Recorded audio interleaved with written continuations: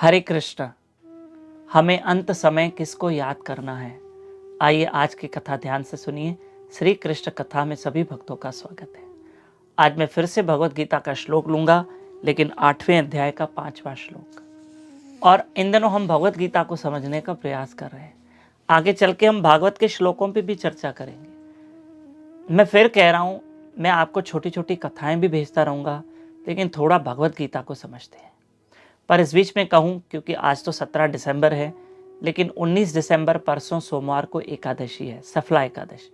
एकादशी का व्रत भी करना और जल्दी उठना चाहिए उस दिन।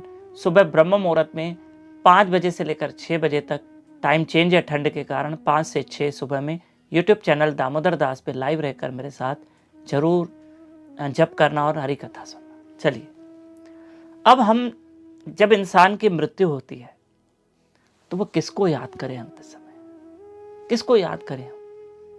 क्या संसार को याद करें, औलाद को याद करें, धन को याद करें, किसको याद करें? हम किसी की माने या ना माने, पर हम भगवान की जरूर माने। जो कृष्ण गीता में कह रहे हैं, आप भगवत गीता को मानो। हम इन दिनों भगवत गीता समझ रहे हैं प्रिय बंधुओं, भले 5 मिनट के लिए।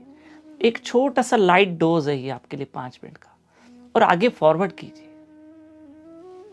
कृष्ण गीता में एक बहुत अच्छी बात कहते हैं कि अंत काले च मामेव सिमरन मुक्तत्वा क्लेवरम य प्राति सम्मत भावम याति नास्तत्र संशय।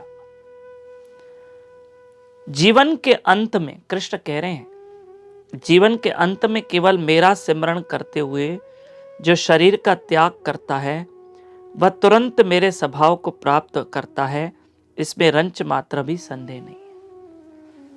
गीता में श्री कृष्ण कह रहे हैं, जो शरीर त्यागते समय मेरा सिमरण करता है तो वो मुझे प्राप्त करता है। क्या हमें मृत्यु पश्चात ईश्वर को पाना है, कृष्ण को पाना है? अगर हमें कृष्ण को पाना है, मैं सही कह रहा हूं, तो अंत समय हमें कृष्ण को याद करना है, संसार को नहीं। अच्छा, आप कहोगे अंत समय मुझे भगवान याद आए, तो वो कैसे याद आएगा? जीवन भर हमने जिसको याद किया है, अंत समय वही याद आएगा। अगर हमने औलाद को याद किया है तो हमें औलाद याद आएगी। और अंत समय इंसान के प्राण छूट रहे हैं, और प्राण छोड़ते समय वो पुत्र को याद कर रहा है, मेरा बेटा, मेरा बेटा, मेरा सोनू, मेरा सोनू, मेरा बाबू, मेरा सोना। क्या परिणाम होगा? कोई अच्छा परिणाम नहीं आएगा। आप कहोगे जी, अजामिल ने तो मरते समय पुत्र को याद किया, तो फिर उसका तो बुरा नहीं हुआ। नहीं, उसका इसलिए बुरा नहीं हुआ क्योंकि उसके बेटे का नाम नारायण था। आपने रखा है? आपके बेटे का नाम कृष्ण है, गोविंद है, गोपाल है।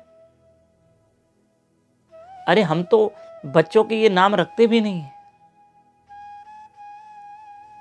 ये हमारी ये सबसे बड़ी गलती कर रहे हैं हम, कि हम अपने बच्चों के नाम भगवान से मिलते जुलते क्यों नहीं रखते हैं। भगवान के नाम बच्चों को दे दो, गोविंद, गोपाल, केशव, हरि, मजा आ जाए। इस बहाने आप अनजाने में सही ईश्वर को याद करोगे, उस परमात्मा को याद करोगे। ध्यान देना, यही श्लोक 3-4 दिन और चलेगा। अगर जीवन भर किसी ने पैसे को याद किया है ना, तो फिर अंत समय पैसा याद आएगा। जीवन भर अगर किसी ने औलाद को याद किया है तो औलाद याद आएगी। घर प्रॉपर्टी याद किया जीवन भर, कईयों का घर में मोह होता है, और कईयों का किचन में मोह होता है, रसोई घर में। नहीं, ऐसा मत करो, मरना मुश्किल हो जाता है, मुश्किल हो जाता है। कृष्ण कह रहे हैं अंत समय मुझे याद करो।